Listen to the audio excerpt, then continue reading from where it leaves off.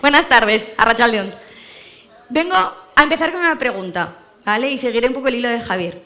Vengo a preguntaros cuántos de vosotros, y me levantaréis la mano, habéis sentido miedo por algo que ha terminado no siendo realmente nada. Nos ha quedado claro que no hablo de un miedo tan real como salir a un escenario a hablar en un idioma que no es el tuyo, ¿vale? Estoy hablando quizá de una situación más parecida a que sean las 3 de la mañana, estáis solos en casa y de repente se oye un ruido terrible. Y vuestro cerebro dice, ya está, hasta aquí hemos llegado. Y decidís salir al pasillo con el arma más infalible que se os ha ocurrido coger, que es una zapatilla, y no sabéis en ese momento si lo que hay es una ventana mal cerrada, un ladrón, o, de nuevo, como suele pasar en mi casa, un gato decidiendo que el espectáculo de parkour nocturno era a esa hora. Pero da lo mismo, porque a vuestro cerebro no le hacía falta ninguna certeza para que vosotros tuvieseis miedo. El cerebro ya ha decidido que el peligro existía y que vosotros ibais a tener miedo. Y menos mal, porque vamos a ponernos en una situación casi al contrario. Vais caminando por la calle y se os acerca alguien con una pistola y os apunta. Imaginaros que vuestro cerebro hubiera decidido, a ver, esa pistola, ¿es de plástico?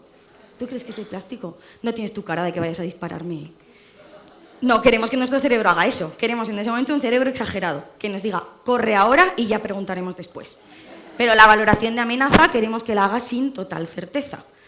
Podríamos tener un tercer tipo de miedo, que sería el miedo aprendido. Si yo vuelvo a caminar por esa calle dentro de 6 meses en la que ya me atracaron una vez a punta de pistola, es muy probable que esa persona que se acerca a preguntarme la hora o la dirección a mí me dé miedo antes de que se acerque, porque mi cerebro ya tiene cierta información de que eso ya me dio miedo una vez. Entonces aceptamos perfectamente saber que nuestro cerebro no se basa en certezas cuando toma decisiones. Vengo a hablaros de un constructo bastante parecido, aunque muchas veces no nos lo hayamos imaginado así, pero que funciona igual, que es el dolor. Porque es cierto que la forma en la que hemos aprendido que funciona el dolor es una forma mucho más intuitiva. Hemos aprendido poco daño, poco dolor, mucho daño, mucho dolor. Como ejemplo, me golpeo contra una mesa, poco daño, poco dolor. Me caigo por las escaleras y me parto una pierna, mucho daño, mucho dolor. Vendría a ser algo así como tener un robot instalado que dice daño detectado 7 sobre 10, ¿vale? Pero la realidad es que tampoco funciona así. Es que hoy en día sabemos que nuestro cerebro está recibiendo información constantemente. Está recibiendo información de temperatura, está recibiendo información mecánica, está recibiendo información ambiental de nuestras arterias, está recibiendo un montón de información.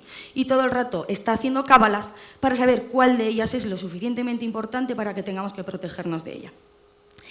De hecho, en el dolor, si nos vamos a un caso pues quizá un poco extraño y muy extremo, pero seguro que todos habréis oído hablar de situaciones en las que soldados de guerra han dicho que les dispararon en combate, pero que no se dieron cuenta de ese disparo hasta que llegaron a un lugar seguro y estaban a salvo. Estaréis de acuerdo conmigo en que esa información peligrosa, a la que de ahora en adelante llamaremos nocicepción es una palabra extraña que significa información de peligro en nuestros tejidos. Estaréis de acuerdo conmigo en que ese soldado información de nocicepción tenía, pero el cerebro decidió priorizar el huir y ponerse a salvo antes que sentir dolor. Tenemos otra situación mucho más cotidiana. Imaginaros ese esguince que nos hicimos hace 6 meses, en el que nuestro cerebro decidió informarnos durante unos días de no pises, no salgas a correr, ten cuidado con esa rama, no te tuerzas el tobillo, porque nuestro tejido necesitaba curarse. Por lo tanto, ese dolor era necesario para que yo pudiera curarme.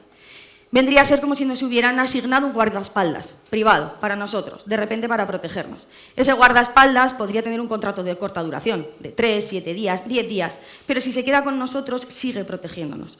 Y empieza a decirnos, no vuelvas a correr, no vuelvas a subir las escaleras, no camines tan rápido, y empieza a preocuparse hasta de si estornudamos muy fuerte como para hacernos daño. Por lo tanto, quizás ese guardaespaldas ya no nos está informando de algo que hoy en día debería seguir siendo peligroso. Y aquí es donde sí que quiero hacer una pequeña pausa más seria, porque suele ser el momento en el que la gente empieza a pensar, eso significa que mi dolor es inventado, eso significa que mi dolor es imaginado, eso significa que mi dolor está solo en el cerebro, y nada más lejos de la realidad. Una vez que yo lo siento, el dolor es real. Mi cerebro ya ha decidido que esa amenaza es lo suficientemente importante como para que yo sienta dolor. Quizá la pregunta que tenemos que hacernos no es si ese dolor es real, es si mi sistema ha aprendido a protegerse en exceso. ¿Es posible que aprenda en la dirección contraria y vuelva a protegerme solo cuando sea necesario? Pues la respuesta es que en la mayoría de los casos sí. Y dentro de todos los mecanismos que existen para este fin, uno de ellos vuelve a tener una palabra que parece muy sofisticada, que se llama exposición gradual. No sé si sería algo parecido a lo que Javier ha nombrado como entornos de bajo riesgo. Es decir, debemos exponernos a cosas que supongan un pequeño desafío para que nuestro sistema aprenda que no son una amenaza. Y dicho así, quizá os suena un poco ajeno, pero estoy segura de que muchos de vosotros habéis vivido una situación de exposición gradual sin ser conscientes. Os voy a devolver a vuestra infancia, en la que estoy segura de que muchos de vosotros teníais miedo a la oscuridad para iros a dormir. Y realmente tiene sentido, porque a un niño al que le apagamos la luz, el problema no es apagar la luz, es que ya no sabe qué hay al final del pasillo, ya no sabe qué hay detrás de la puerta y ya no sabe qué hay detrás de la cama. Y la pregunta no es, ¿habrá un monstruo? La pregunta es, ¿y si hay un monstruo? Entonces, llegan nuestros padres y nos ponen una lucecita pequeña y se ponen en la habitación de al lado y nos dicen, tranquilo, que no pasa nada, que podrás dormir bien y no pasará nada. Y nos despertamos por la mañana y no se nos ha comido el coco, nadie nos ha mordido un pie, seguimos teniendo todas nuestras extremidades intactas, a pesar de que hemos dormido con la sábana hasta aquí arriba porque el miedo que teníamos era real. Y la luz que nos dejan es cada vez más pequeña y cada vez nos hablan menos desde la habitación de al lado hasta que llega un día en el que probablemente no nos acordamos cuándo se apagó esa luz y cuándo nuestros padres dejaron de hablarnos desde la habitación de al lado. Pues quizá nuestro sistema, en muchos procesos en los que el dolor se sensibiliza, necesita esa misma información. Necesita que volvamos a caminar, que volvamos a correr, que volvamos a subir escaleras, que volvamos a retomar esa actividad que dejamos de hacer, bailar, jugar con los niños, cualquier cosa que le suponga un pequeño desafío, pero que haga que el sistema aprenda a que esa amenaza no era lo suficiente. Porque quizá la reflexión más importante es que despedir al guardaespaldas nunca fue la respuesta, porque el miedo y el dolor son dos funciones biológicas que nos ayudan maravillosamente a vivir, pero que hay veces que nos complican un poquito la vida. Muchas gracias. Eskerrik asko.